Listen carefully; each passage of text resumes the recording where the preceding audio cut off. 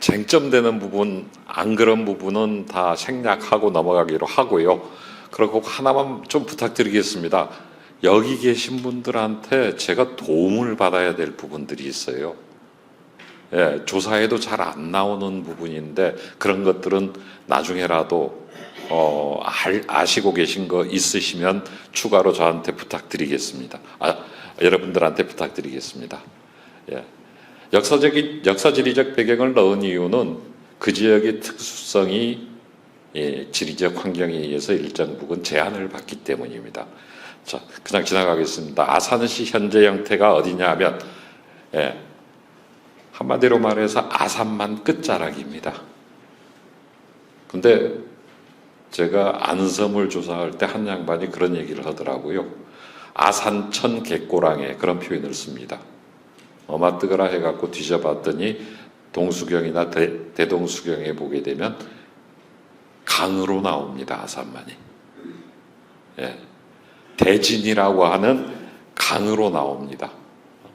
이게 빔이 안 되네. 아예 되네요. 요게 댐요.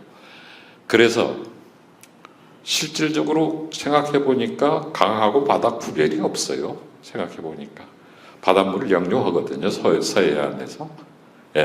그래서 1차적으로 끄트머리 쪽에 딱 오는데 거기에 딱 닥친 데가 현재 아산시, 옛날에 조선시대로 치게 되면 아산현 자리입니다. 거기서부터 지리를 통해서 안성천으로 올라가고 평택천으로 올라가고 무안천, 삽교천, 곡교천으로 바닷물이 역류합니다. 그런데 이런 중요한 포구들이 있었습니다. 1983년에 아산만, 이거 한진나루 앞쪽의 사진입니다. 얼어붙어 갖고 넘어갔던 건데요. 한마디로 말해서 겨울철에는 이 아산만을 통한 항행이 불가능합니다. 이것과 관련해서 왜 굳이 그것부터 들어가느냐? 당장 몽고 하면요. 공진창이 그래서 생겼거든요. 넘어가겠습니다. 이쪽을 통해서 평화스러울 때는 물산이 들어오고요. 물산이 나가고 어려울 때는 그쪽을 통해서 어떻게 하는가 하면 적선이 침입합니다. 그래서 유명한 부분 쪽으로는 한진나루 앞쪽에 보면 영웅바위라고 하는 바위가 있거든요. 지금 그 동네 사람들은 뭐라고 하는가 하면 일제강점 개항기에 일본 배가 들어왔는데 그걸 배로 알고 도망갔다 그러는데 사료에 뒤져보니까 그게 조선시대 때 임진란 때 기록이 나오더라고요. 그런 전설이 있다고.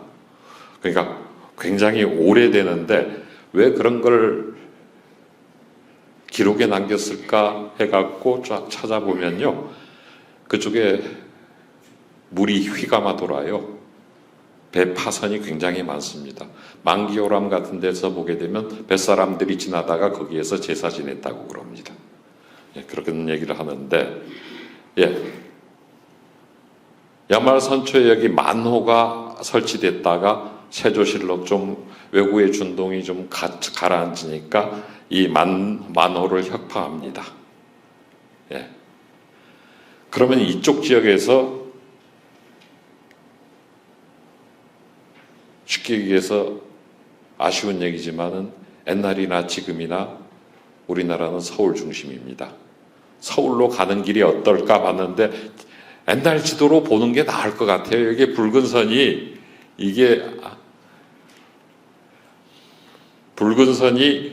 이게 리수를 얘기하는 건데 몇 리, 10리인가 그렇습니다만은 그렇게 되는데 실은 약간 어긋나게 정확치는 않지만은 길입니다.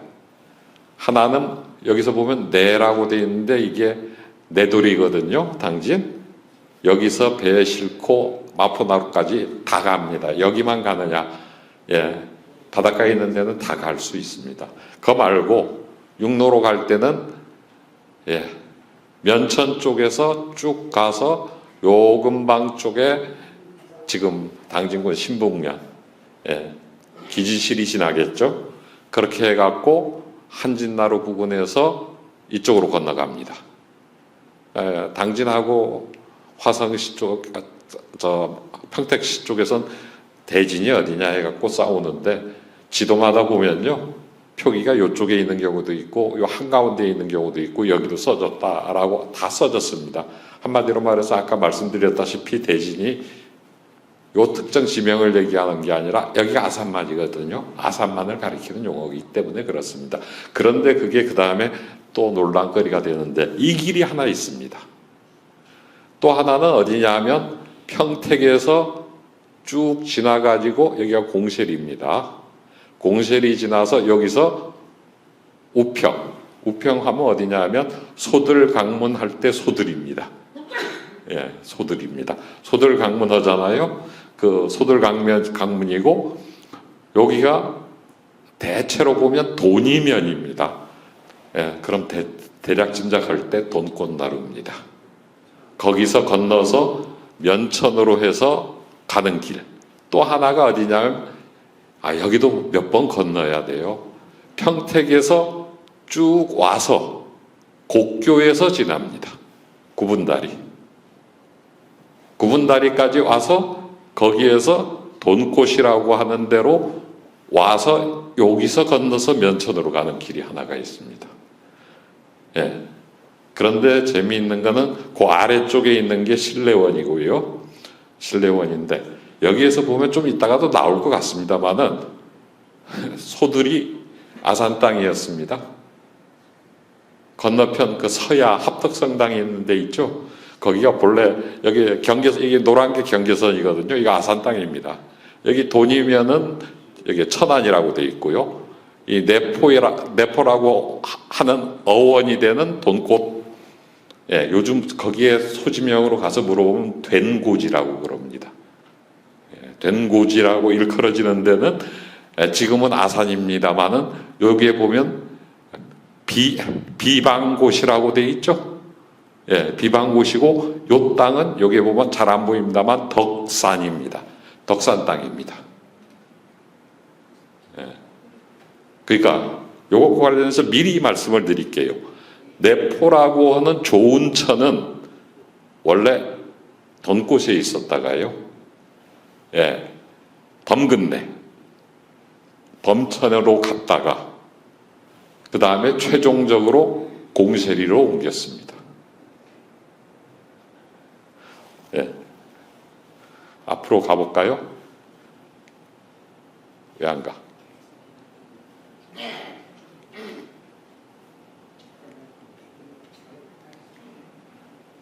안 먹네? 앞으로 거기서 돌려줘와요.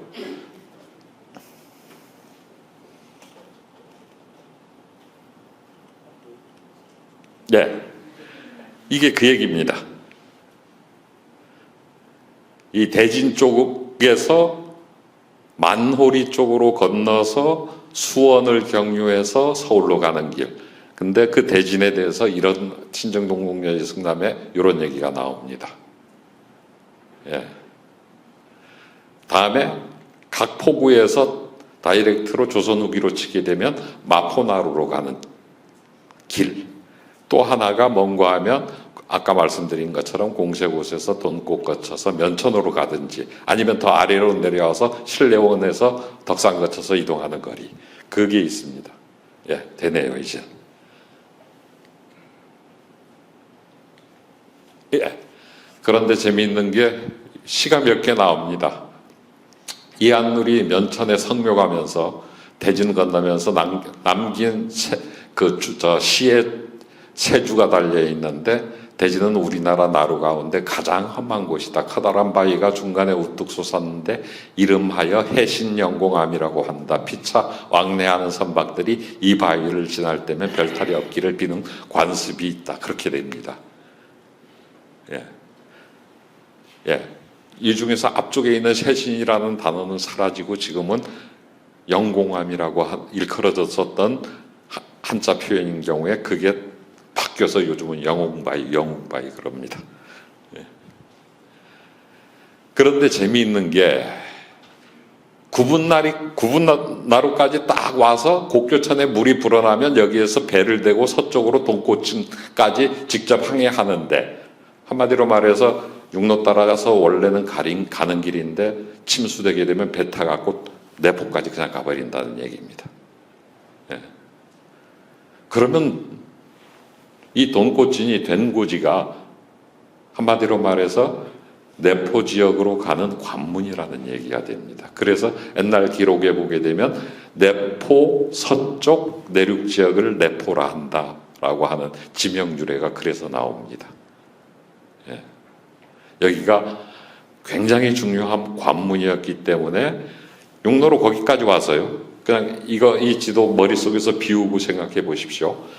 저쪽 어디냐면 진위에서 천안 거쳐서, 천안 거치게 되면 지금 천안역 있는데 생각하지 마시고요.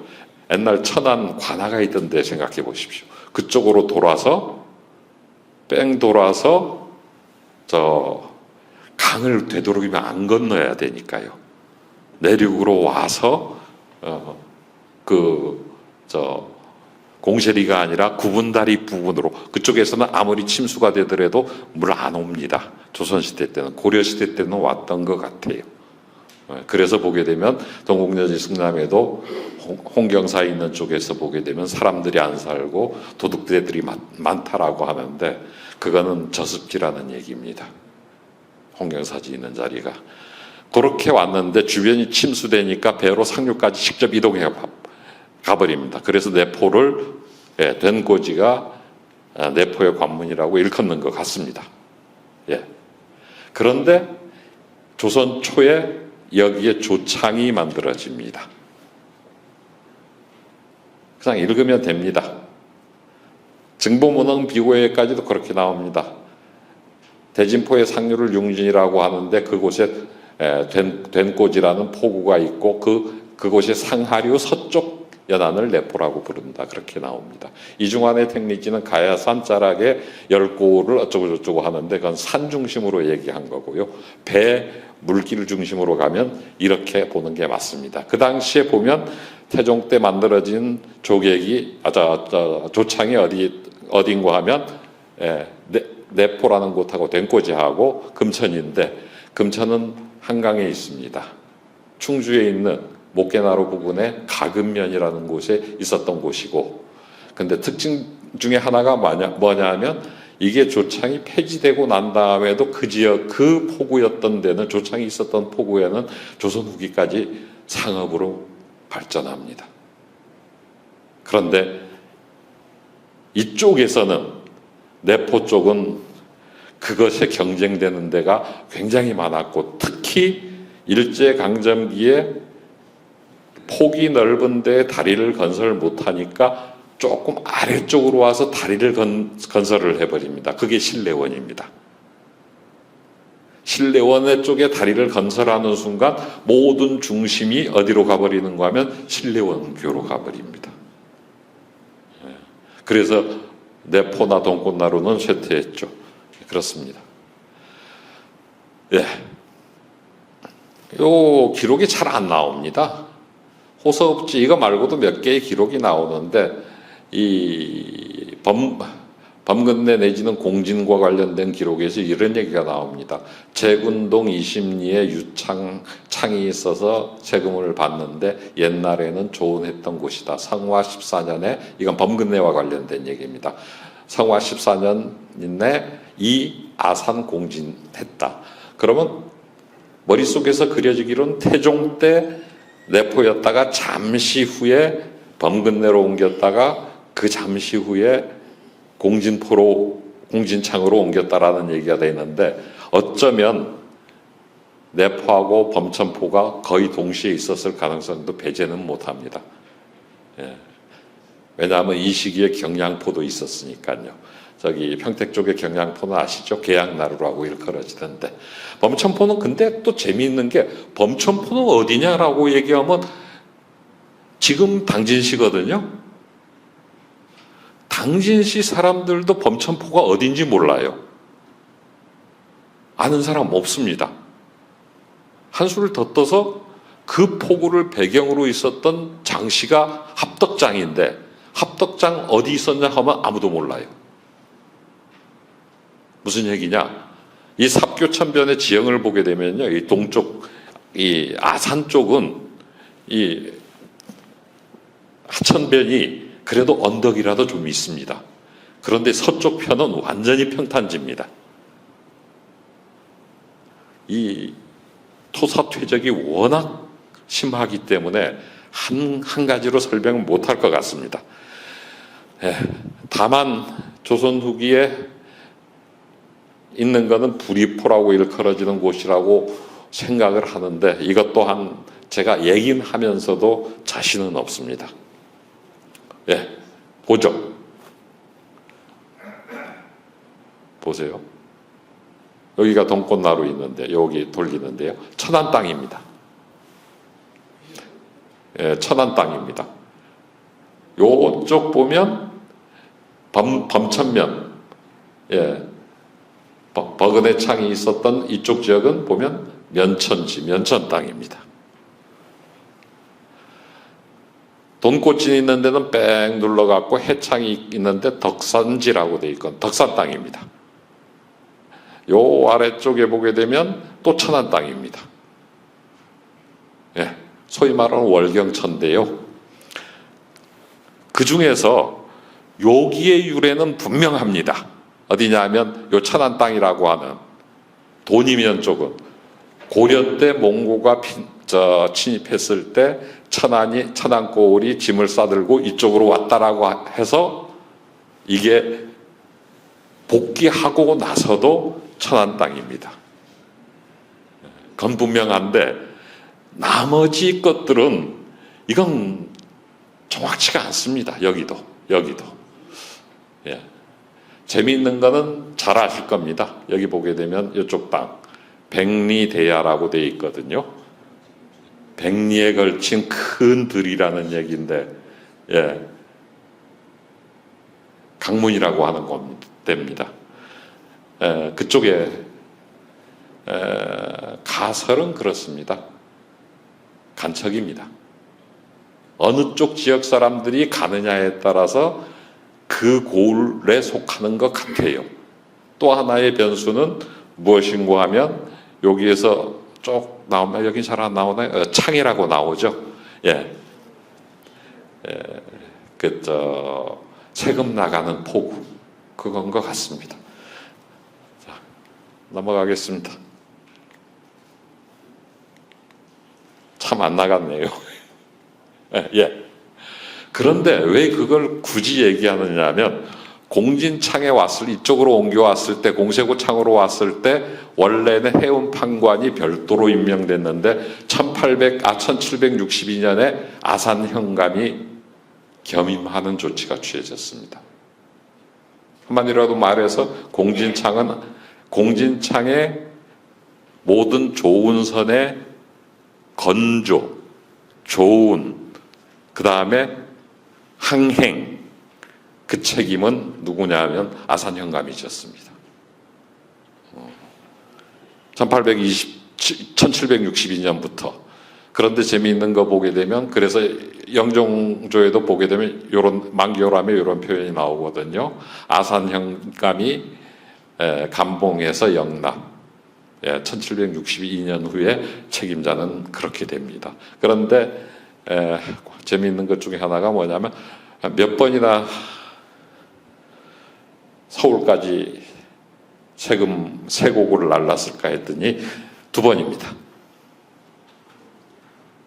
반개수록에도 그 얘기가 나왔고요. 비변사 등록에도 보게 되면 9고을 대동미를 재운하도록 한다는데 또한 그 당시에 조은선에 실었던 세곡의 양이 얼마인가를 뒤져봤더니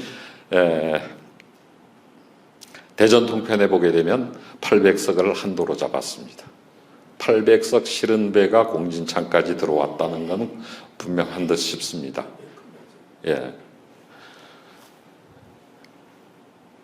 그런데 재밌는 거 이거 좀 저한테 일러주십시오.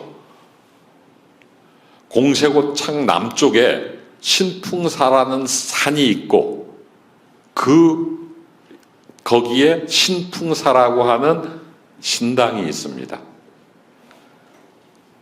보여드릴게요. 이게 지형도인데 이게 공실이고요. 이밤산이라고 하는 산이 크게 있는데 지형도로 보게 되면 이렇게 거기 가기 전에 살짝 높은 데가 또 있거든요. 이렇게 됐다가 낮아졌다가 이렇게 됩니다. 지도에는 요즘 지도에는 안 나오는데 신풍사에서 1872년 지도에는 분명히 나오죠. 신풍산 여긴 입암산 뒤쪽 편에 요게 높은 게 입암산입니다. 여기에 사당이 있었는데 이 얘기 좀 해주십시오. 저 아까 그 말씀을 이원상 교수님이 해주기를 원했는데 미리 제가 안 읽어봐서 중간에 껴서 말씀을 못 드렸습니다마는 어디냐?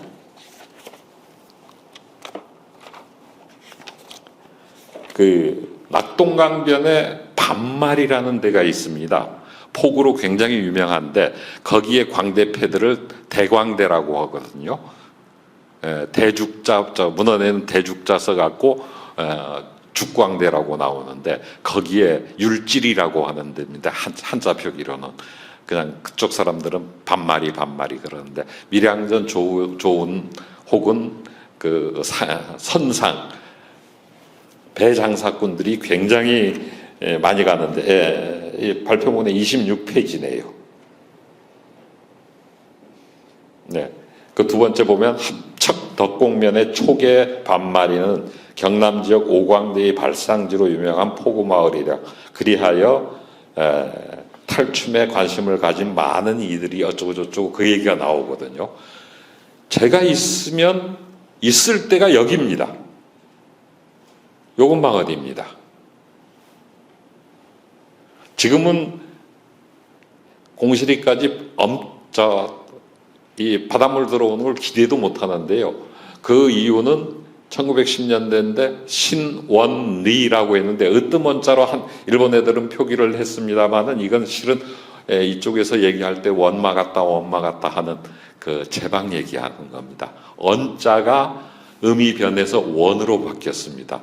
새로 막은 원에 의해서 여기가 다 논으로 바뀌면서 공세리 쪽에 있었던 것이 바닷물이 들어오지 못하게 됐지만 그전에는 여기까지 왔다는 얘기입니다.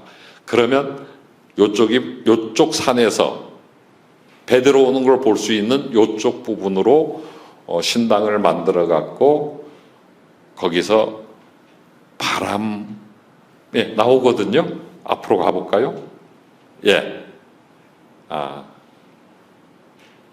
위에 신풍산에 신풍사라는 사후가 있고 조졸들이 그러니까 조은선 노젓는 그 사람들이 바람 불기를 기도하는 곳이라고 하는데 이거는 저기 보면 금강의 성당사 쪽에도 이런 식의 시설이 있습니다. 혹시 이쪽에 신풍산에서 당집 보셨다면 저한테 제보를 해주시고요. 그쪽에서 제사 지내고 난 다음에 반마리에서 대광대들이 놀듯이 노는 것도 있을 것 같은데 이 얘기를 전혀 못 듣겠어요. 천 선생님이 고개를 가로젓네요. 이게 분명히 있는데 여기가 굉장히 일찍 폐지가 됐기 때문에 없는 것 같습니다. 만약 그렇다라고 하게 되면 제 경험상 공진창을 대신했었던 주요 포구에서 있을 겁니다. 그러면 꼽히는 데가 어디냐면 백석포하고 둔포입니다. 둔포에는 줄다리기 행사가 컸다라고 얘기하는데 상인들의 이벤트거든요. 목계나루에도 줄다리기가 있었고 이쪽 지역에도 기지시처럼 줄다리기가 굉장히 왕성하는 곳이기 때문에 있었을 것 같습니다. 어느 정도 이 뒤쪽의 부분으로 보게 되면 어느 정도 아산현감의 그 책임이 컸느냐 하면 안면도에서 조은선을 새로 제작해 갖고 돌아오는데 직산현에서 영소정이라는 정자를 보수할 나무 제목 몇 개더라? 예, 여기는 안 나왔는데 30개를 사갖고 오다가 파손했는데 결국은 직선현감하고 태안군수하고 아산현감이 동시에 파식당합니다. 그 사고가 있으면 그게 느낌이 올 거고요. 예. 그런데 공세고창이 요 무렵에 1865년도 무렵에 폐지가 되고, 그리고 거기에서 한 30년 지난 다음에 공실이 성당을 지어버리거든요. 그 직후에 공세고창을 대신해서 둔포가 엄청나게 성장합니다. 근데 이놈의 둔포의 저 성장 과정은 확실한 증거는 안 나옵니다만은 순종비 그 윤보선 대통령 생가였던 그 해평윤 씨 집안의 영향력이라고 하는 것은 누구나 다 알고 있습니다. 그 단적인 증거가 무엇인가 하면 이겁니다. 윤보선 대통령은 윤웅열의 동생 윤영열, 흔히 흥선대원군의 7공자 중에 하나로 꼽힌다고 하는, 그때부터 뭐 7공자 그런 말이 있었던 모양입니다. 윤영열의 동생인데 이 비석은 본래 둔포 사거리에 있었고요. 건립 주체는 소금 상인들입니다. 상민이 했는데 여기에 보면 양옆에 이렇게 사련의 연구가 새겨져 있는데 영원히 잡세를 폐지하니 포구의 백성들이 살만하게 됐다. 이는 공의 덕이 산처럼 높고 바다처럼 광활한 때문이다 해갖고 딱 세워놨는데, 원래 둔포 사거리에 있었던 거를 지금 신앙리 입구에 마을 입구에 옮겨놨습니다.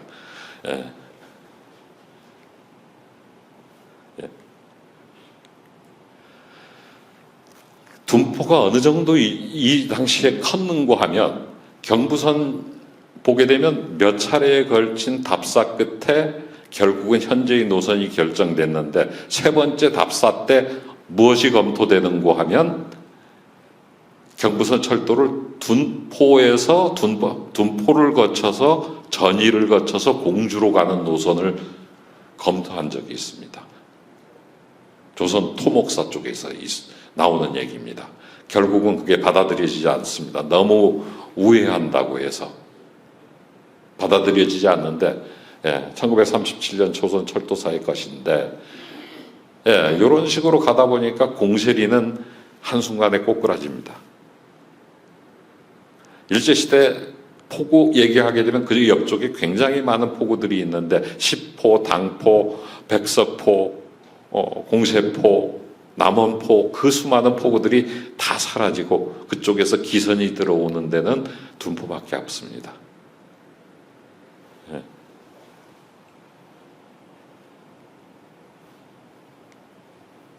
아까 그 이원상 교수님이 평양 지도 그림 보여주랬죠. 어떤 데가 있으면 별과를 지냅니다. 외방 별과라고 보통 얘기하는데, 그런데 온양에서는 또 하나의 이쪽의 특징입니다. 지리와 관련된 옹궁이 있었기 때문에 그쪽을 임금이 올 때마다 어떻게 하는고 하게 되면 과거 시험을 엽니다. 어떤 경우에 있느냐 하면 전주과, 전주에서 하고, 송도과, 송도, 함흥, 평안 쪽은 당연히 평양일 거고요. 강화, 교동, 제주도와 동시에 온양에서 과거 시험을 봅니다.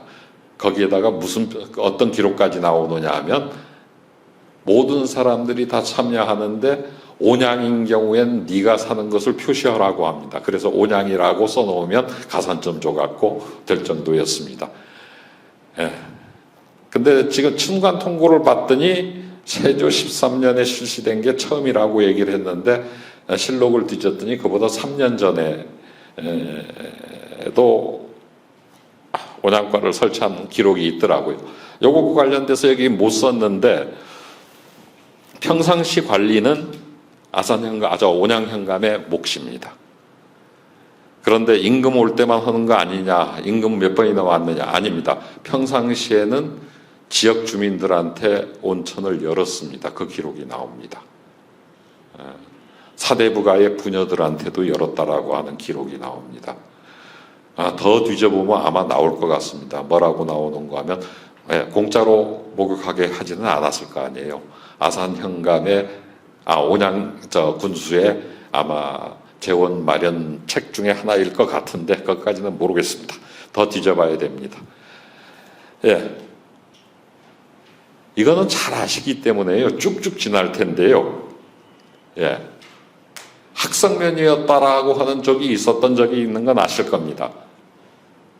다음에 아산입니다. 여기가 조금 얘기해야 돼요. 그래서 붉은색으로 해놨습니다.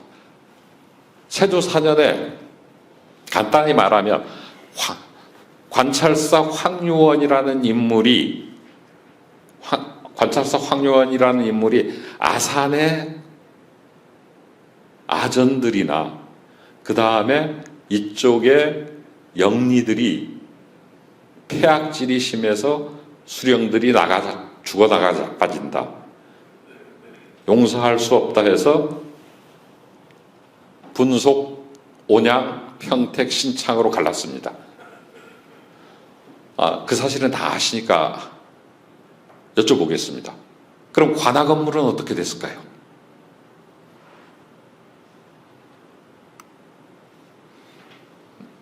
(1865년에) 여기 오타입니다. 64년이 아니고 다른 기록을 봤더니 정확히 65년에 나오더라고요. 관악 건물은 어떨까요? 지나간 다음에 얘기하겠습니다. 여기도 뭐 지날 거고요. 예. 그거부터 먼저 할까요? 요거는 좀 이따가 다시 돌아와서 얘기하겠습니다. 아까 황유원이라고 하는 인물인데 거기에 뒤에서 부채질을 한 사람이 누구냐면 황희정승의 아들 황수신입니다. 그런데 그 기록에 뭐가 나오는가 하면 공화에, 그러니까 한마디로 말해서 거짓말입니다. 분명히 거짓말인 거 하나는 나옵니다. 동쪽 이리에 관아가 있었다라고 하는데 거기에 바닷물이 더 들이찰 이유는 없습니다. 서쪽 편이 더, 지금 자리가 더 들이치면 들이치지.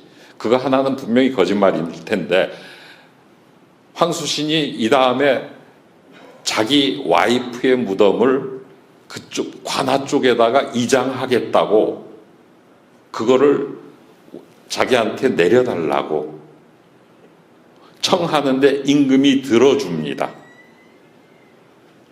그것 때문에 말이 많아졌는데 거기에 대해서 뭐라고 얘기하느냐 하면 관아 건물 이미 없어졌습니다라고 얘기합니다.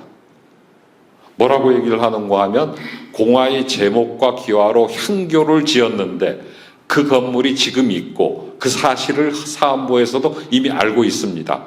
신이 값을 깎아서 억지로 산 일은 결코 없습니다. 이렇게 나오거든요. 여기에 덧붙이게 되면 뭐라고 나오냐면 창호가 다 뜯어졌고 마루판이 다 무너졌으니 그래서 종이 값을 깎으려고 했는데 자기는 관아 건물을 사게 되면 뒤탈이 있을 것 같다 해서 말려서 안 샀다. 이렇게 얘기가 나옵니다. 그러면서 이 얘기가 나오는 겁니다. 건물이 지금 향교로 지어서 있고 라고 합니다. 이것도 거짓말일까요? 이게 진짜 사실이게 되면 관아가 그쪽으로 아산현이 폐지되고 난 다음에 관아 건물은 헐렸다는 얘기가 됩니다. 그 얘기는 무슨 얘기냐면 이때 시기가 세조 때입니다. 지금 알고 있기로는 이지함이 관아를 이겨냈다라고 하거든요. 예, 부임 기간에 단지 3개월인데 그거는 불가능한 거고요. 첫 번째. 두 번째, 이게 사실이라면 이미 이때 없어진 겁니다. 그리고 나서 몇 년 후에 아사년이 다시 복구됐습니다. 그럼 관할 없이 갔을까요? 관할 있습니다. 있어야 됩니다. 100몇 년인데 이지함하고 이 차이가 100몇 년인데 그게 어찌 가능하겠습니까? 관할 없이 아사년감이 직무를 한다고요? 말도 안 되는 얘기입니다. 예. 맨 밑에 얘기가 그겁니다. 예. 그래서 신정 아주지도 좀 못 믿겠어요. 거기에도 보면 이렇게 나오거든요. 아관이 옛날에는 현 동쪽 이리에 있다. 지금 대체로 두들겨 보면 성내리입니다. 지명도 성내리입니다. 그럼 거기로 봐야 될 것 같습니다. 그런데 그것도 못 믿겠는 게 지현, 이지암, 이건, 우차 이렇게 돼 있거든요. 예, 그럼 이것도 신정 아주지도 부분적으로 못 믿는다는 얘기입니다. 그러면 이랬을까요? 황수신 때 관아가 놔뒀다가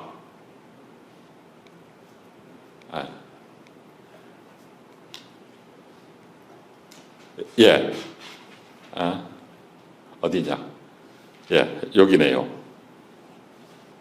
몇 년이죠? 5년으로 잘못됐으니까 54년으로부터 시작해갖고 1465년이니까 5년에다가 7년 정도 사이에 거기를 다시 보수해서 썼을까요? 근데 건물 방치하고 7년 지나면 예, 그렇고 아까 보게 되면 48칸이라고 나오거든요. 이거는 황수신이 한 게 아니고, 예, 황수신이 한 게 아니고, 누구냐? 이것에 반발한 관노가 올린 상소문입니다.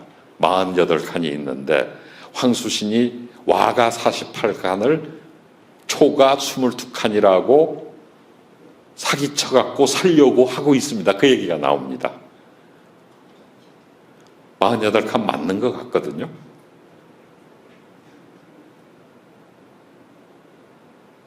참 황수신의 행적 부분 더 뒤져보게 되면 나올 텐데, 예. 예. 워낙 골치 아픈 인물이라서요. 그 황유원이라고 하는 상산 황씨, 도관찰사인 황유원을, 상산 황씨 황유원의 말을 하고 신정 아주지에는 뭐라고 나오느냐 하면 이놈이 황수신의 얘기를 믿고 관찰사가 그렇게 해서 폐지시켰다라고 얘기가 나오거든요. 예. 근데 불과 5년이 지나서 이 얘기가 나옵니다. 황수신이 아산 공예의 기지 북쪽에 자기처의 무덤을 이장하겠다고 청하여 임금의 허락을 받았다. 김수가 얘기하기를 사람들이 공예의 기지가 큰 냇물에 부딪혀 무너지고 관우가 황폐하에 허물어졌다는 것은 모두 뜬 소문이다. 그 얘기가 나옵니다. 그러니까 황수신 처벌해야 됩니다. 라고 나옵니다. 처벌됐을까요? 안 됐을까요? 예, 끝끝내 처벌 안 되더라고요. 일개 고을을 폐지했다가 뒤집었다가 땅. 그래서 저 거꾸로 여쭤보겠습니다. 그래서 천선생님한테 제가 부탁을 드렸던가, 장수왕 씨 여기 사시냐고. 그때 여기엔 자세히 안 했습니다만은 둔전 땅은 황수신 집안으로 넘어갔습니다. 이 관아 건물 터만이 아니라 둔전도 먹었어요. 근데 둔전 땅은 넘어갔습니다. 더한 얘기는 장수왕 씨 족보에 보니까 전민을 탈취했다고 탄핵을 받았음에도 불구하고 임금이 용서하였다. 현재 족보에 나와 있습니다.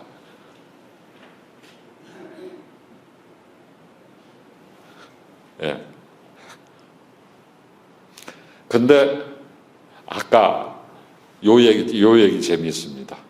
관노 화만이, 다른 경우에는 이름이 화만이라고 않고 희만이라고도 나옵니다. 예. 쫙 나옵니다. 여기 보게 되면 공화의 기와집 42칸을 초가집 22칸이라고 해서 어쩌고 저쩌고 그렇게 얘기가 나옵니다.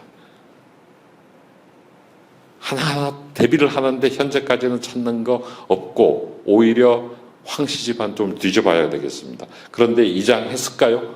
아닙니다. 황수신 부부의 쌍분입니다. 내외 부부가. 요 건너편이 황희정승 무덤입니다. 예. 요 묘제 뒤로 이렇게 길쭉하게 나온 걸 보면 이거는 선초의 무덤 양식 그대로입니다. 예.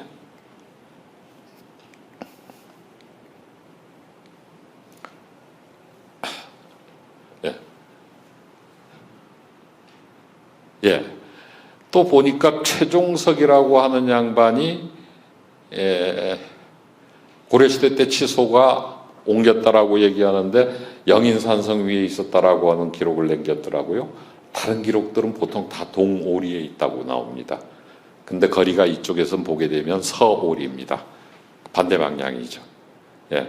쉽게 얘기해서 아까 공세고창이 있는데 뒤에 신풍산이 있었고 그 뒤에 이밤산이 있었잖아요. 그 줄기를 쫙 쫓아가면 그게 영인산입니다. 예. 현재 이 규모들은 뭐 더 정리하면 되는데요. 신창, 이 두 번째 거는 제가 원양인데 잘못했습니다. 그런데 주목해야 될 거는 원래 치소가 어딜까? 예, 저는 거의 100% 학승산성이라고 생각합니다. 첫 번째는 지리적 위치입니다. 고려시대 때 그런 낮은 구릉성 산지에 그런 성황사 등 제사처를 같이 하고 외적이 침입하는 것을 조망할 수 있는 곳에 산성을 갖고 있다가 조선시대 때 내려오는 게 보통이거든요. 그런데 여기가 딱 그렇습니다. 다른 데 사례들 쫙 써놓을 생각인데 그 부분은 둘째치고, 예, 평양성도 본래 평양성 위는 강변으로 계속 넓혀온 겁니다. 위치는 안 바뀌고 아래쪽 낮은 쪽으로. 예, 고창읍성도 그렇고요. 예, 그렇기 때문에 그건 의심할 여지가 없습니다. 그런데 아까 선생님 좀 그래서 뵙자고 그랬는데 제가 1995년에 예, 박영현 선생님하고 얘기 좀 나누려고 했는데 1995년에 조사했을 당시 이런 얘기 있습니다. 지금도 그 흔적은 2개 남아 있습니다. 근데 99년에 조사했을 때 현재 무너진 돌담을 옆으로 치워버렸는데 제가 그쪽 조사했을 때는 디귿자로 딱 있습니다. 그러니까 관에서 운영하던 성황서 터는 규모로 보더라도 거의 확실합니다. 그 옆에 지금 무당들이 다니는 신당이 있습니다. 그런데 1999년에 조사할 때 그쪽에서 듣기를 이렇게 들었습니다. 그 신당 내부에 산각시 4분이 목상이 있고 동쪽으로는 산신탱화를 모셨다고 하는데 남자는 흰바지에 저고리 차림이고 여자는 남색 치마에 노랑 저고리를 입고 얼굴에 분가루를 입혀서 곱게 단장시켰다고 한다. 여기는 더 안 썼습니다만은 정월 초에 이 목상 2기를 가마에 태우고 신창읍내를 돌고 올라갔다. 그렇게 얘기를 했었습니다. 이게 전형적인 고려 때 조선 초에 상당 기간 유지됐고 홍성의 1월산에는 지금도 그게 유지되고 있습니다. 그게 어디 갔느냐 물어봤더니 뭐라고 답을 하는가 하면 일제 때 목사가 한번 태웠고 해방 후에 또 목사가 태워서 목상이 없어졌다라고 얘기를 합니다. 그러면 읍내 한 바퀴 돌고 올라갔을까요? 그런 법은 없습니다. 아까 이원상 교수님이 얘기하실 때 뭐라고 얘기했는가 하면 항상 악이 따릅니다. 항상 악이 따릅니다. 어느 정도 악이 따르는가 하면 이 정도입니다. 저기 사계 김장생 지역에 가서 보게 되면 옛날 민속 이렇게 조사하다 보게 되면 광대들이 10월에 시제, 3월에 혹은 시제를 지낼 때 따라와서 거기서 놀면서 돈 벌었다고 그러거든요. 그래서 사계 김장생 위쪽에 불천이로 있는 그 의정공 김국광 선생 종손한테 여기도 광대에 왔나요? 그랬더니 이따가 딱 하는 말이 대답이 그렇습니다. 아니요, 그냥 시조창만 했어. 충청도답습니다. 좀 점잖게 놀아도 점잖게 놀았다는 얘기가 되죠. 여기서 뭐 했을까요? 여기서도 했을 겁니다. 신풍사에서도 했을 겁니다. 놀이패가 있었을 겁니다. 신창 학성산성에도 있습니다. 어떻게 장담하느냐? 그 옆쪽에 지금 완전히 무너졌습니다만 검은 기둥처럼 생긴 바위가 있었습니다. 그쪽에 전해지는 속설에 따르게 되면 이게 무너지면 어느 쪽 여자들이 바람나고 이게 안 무너지면 어느 쪽 여자들이 난다라고 하는 속설이 있어서 일부러 무너뜨리고 세우고 했다라고 하는 얘기가 전해집니다. 그쪽에. 소위 말해서 조선시대 때 선비들의 관점에서 보게 되면 음사죠. 그러한 것까지도 이루어지고 있는데, 지나가겠습니다. 아산 얘기는 다 끝났으니까요.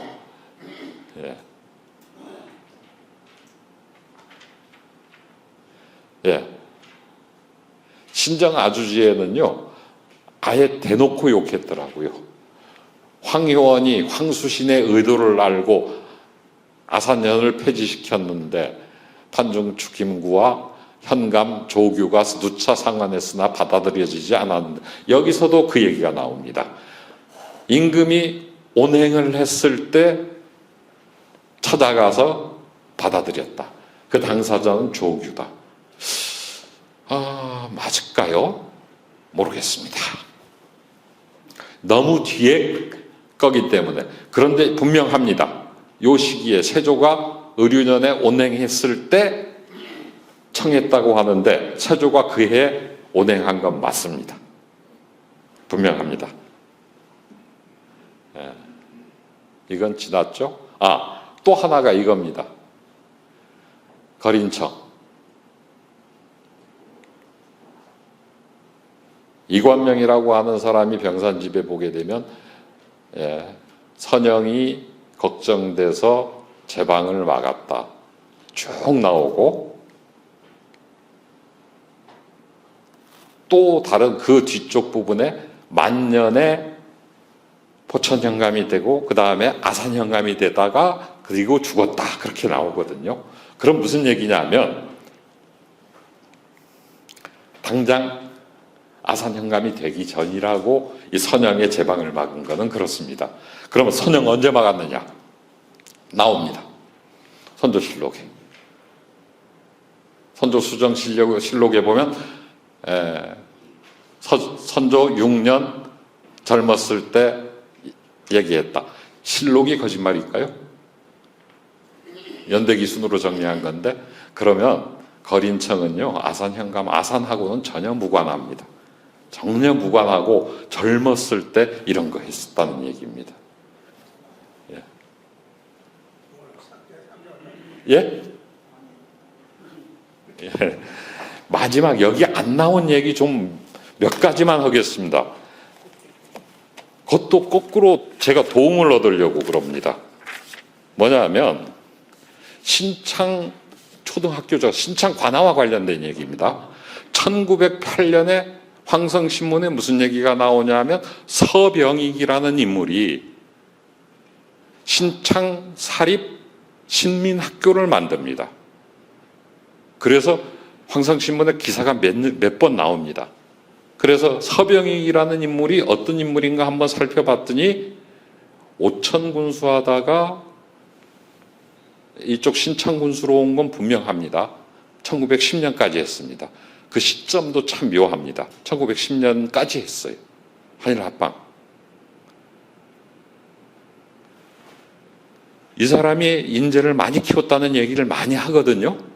그런데 1915년에 신창 보통학교가 출범할 때 성씨도 같아요. 서긍호라는 분이 13정보에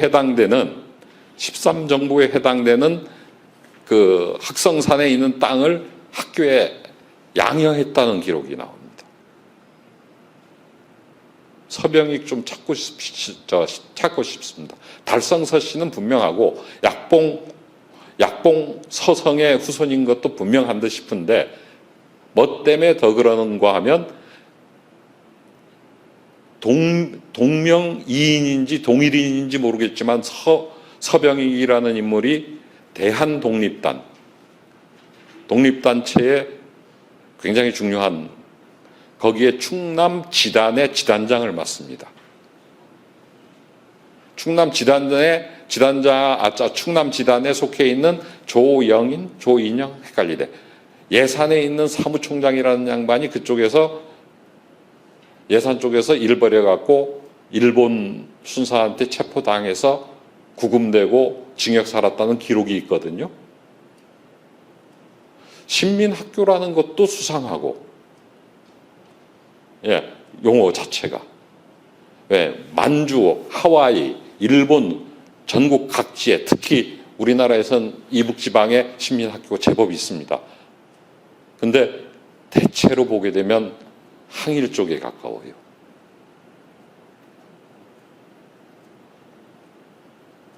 서병익의 후손이 서긍호도 서병익의 후손인 것 같아요. 교장인데 그 당시에 교장이거든요. 그러면 지금 초등학교 향교 자리 합친 거 다 합쳐도 13정보 안 됩니다. 4만 평 안 됩니다. 그것 뒷부분에 관아와 관련돼서 중요한 부분은 아닌데 어떻든지 간에 굉장히 이쪽 부분으로서는 그 부분을 좀 봤으면 좋겠습니다. 정리하겠습니다. 여러분들 좀 들어야 될 것 같습니다. 도움을 받아야 될 것 같습니다. 신창현의 신당, 신풍사라고 하는 쪽과 관련된 공세리, 백석포 이쪽 주변에 어떤 놀이가 있었는지 둔포. 상업 의뢰와 혹은 놀이 부분 살피고 싶은 거고, 학성산성의 신당 쪽과 관련된 제가 말씀드린 거, 가마 타고 내려와서 읍내를 한 바퀴 돌고 갔던 것 말고 더한 얘기가 있는지를 좀 여쭤보고 싶고요. 아까 이원산 선생님이 얘기하셨던 그 아전 집안에서 주도했을 것이라고 하는 건 거의 분명합니다. 그거 하나 하고요. 세 번째로는 이 황수신이 땅을 분명히 둔전을 먹었는데 그 땅은 상당 기간 지속됐을 것 같아서 그쪽 한번 살펴보고요. 새거하지는 않았을 거예요. 나중에 종토 있으니까 후손 중에 일부가 들어왔을 가능성이 굉장히 큽니다. 네 번째는 뭔가 하면 이 신창초등학교를 만들었었던 신창군수 서병익의 행적을 좀 찾고 싶습니다. 달성서 씨. 만약 예를 들어서 아까 말한 독립운동을 했었던 서병익과 동일 인물이라고 하면 그 부분도 조금은 찾아야 될 것 같습니다. 그렇고 여기가 양반임은 분명하고 서긍호가 만약 아들이라고 하면 2대에 걸쳐서 살았기 때문에 군수로 잠깐 왔다가 간 사람은 아닌 것 같습니다. 이 정도로 말씀드리고 예?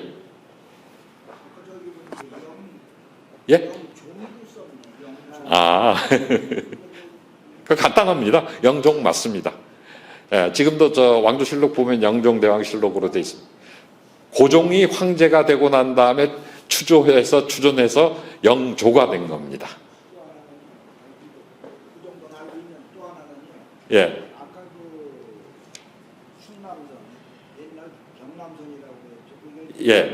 그게 공주로 내려갔다고 그랬는데 제가 우리 동네 어른들한테 어려서 그러면 우리 동네를 지켰어요, 그게. 경남선 얘기하는 거 아닙니다. 이거 경부선 얘기하는 겁니다. 경남선은 지금 장항선이고 그건 1930년대 만들어졌거든요. 그게 아니고 1905년에 개통하는 경부선을 할 때 천안까지 오는 경로까지는 확정을 짓고 난 다음에 천안에서 저기 경상도로 연결시키는 선을 어떻게 결정할까 가지고 처음에는 상주로 갈 생각했다가 그 다음에 청주 지나서 문의로 빠질 생각하다가 그 다음에는 어떻게 하는가 하면 둔포를 지나서 공주로 가는 선을 답사를 했었습니다. 근데 다 폐기되고 결국은 천안에서 김천까지 제일 가까운 최단거리로 결정했습니다. 예. 그래서 조치원이 큰 거고 대전이 큰 겁니다. 그거는 제가 별도로 책 하나 권 냈기 때문에 그거는 자신 있게 얘기합니다. 예. 공주는요, 공주대학교의 지수걸 선생님 표현 그대로 쓸게요. 우리나라에서 철도 건설을 할 때 반대 안 한 지역 하나도 없다. 전국에서 길을 끊는다고 다 반대했다. 그 얘기는 분명하고요. 그 지수걸 교수님 얘기는 그렇게 빌리고 저는 거기다 한술 더 뜨게 되면 호남선 할 때 싸웁니다. 공주에서 유치전 벌입니다. 예. 예. 여기서 뭐라고 하시냐면요. 토론 시간에 허례입니다. 예. 그 얘기는 좀 해주시고, 이런 맥락으로 찾아가고 있는데, 아산에서도 이런 류의 것들이 뭔가 있을 것 같고요. 의뢰와 놀이 같은 것이. 신창도 그렇고, 온양도 다 그럴 것 같습니다. 그런 부분 쪽에서 관아와 관련된 일종의 수령들의 의무이기도 하고, 이쪽 지역의 통합 기재이기도 했다라고 해서 그런 부분 쪽에서 알고 계시게 되면 저한테 도움을 좀 주시기 바랍니다. 이상으로 발표 마치겠습니다. 감사합니다.